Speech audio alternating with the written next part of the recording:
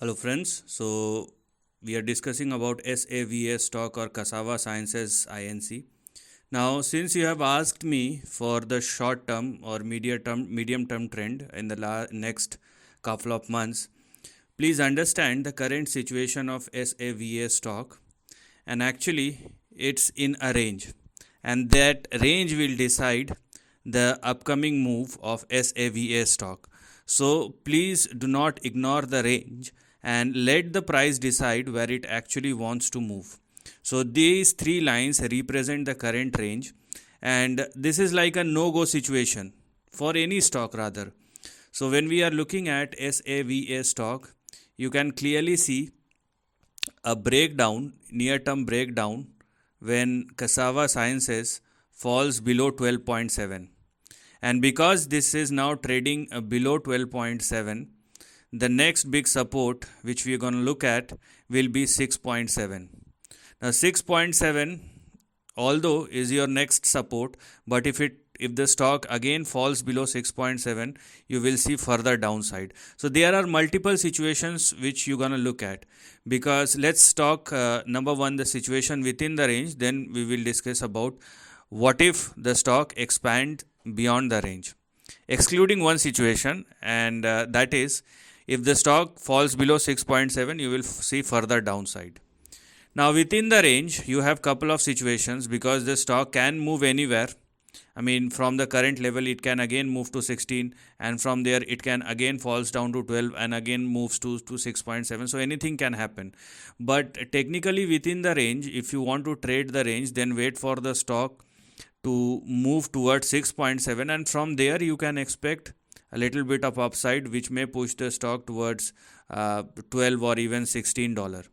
But if you are not sure about the upside, but still if you are very much optimistic, then for that the stock must surpass and sustain above 16.15. There is no other way, because this kind of range is not going to get over very easily, which means, or to answer your question, if you are looking for this particular stock in the next couple of weeks, then with the current momentum we have for Cassava Sciences is not at all an indication of strength.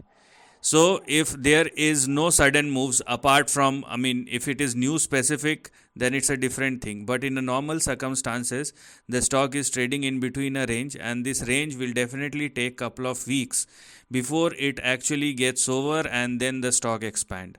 So within the range, it's like a no-go situation. When the stock surpass and sustain above 16.15, then you can go for an upside, because that will give you a much better confidence. And the third situation, if the stock falls towards or move towards 6.7, that is also fine, and from there you can expect a trading swing towards 12 and 16, but it will still be in the range, and these kind of price moves are not sustainable. So you will see within the range, you will see these kind of move. The stock swings up higher and then it started falling down once again, then again move. So volatility is going to be a major factor if you are trading in between the range. So it is better to avoid the range or let the price expand. If you still want to play the range, then trade the edges, which means if the stock move towards 6.7, then you can expect an upside.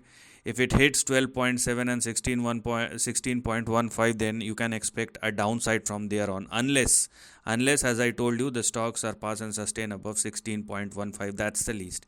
But yes, in case the stock sustains above 16.15 or more, the next target will be 32. So it may be a doubler from there on. I mean, all these things are, I mean, excluded by any upcoming news or events. If it is something which is result specific, what will happen after result, you can expect swings, but that swing may push the stock maybe on the upside, maybe on the downside. And when you are talking about federal kind of thing, that is an expectation. So let things get done, because we have been listening to this federal moves. I mean, yes, there are some very high degree of probability that finally, and because we are in an election year, so you may expect a Fed cut, okay, because something for the market as well. But let the things done, because once the rate cut started, you will get lot many opportunities. And in the last 2 years, we have been listening about the rate cuts time and time again, but it's not a job done yet. So please understand that thing as well. So that's why, I mean, if you are looking at the trend, it is not giving you any sign of strength. So let the stock shows us the strength before you started taking any decisions. Or if you still want to play the move within the range, trade the edges. Outside the range, let the stock expand, and then you will take your decisions accordingly. So this is the end of the video. Thanks for watching.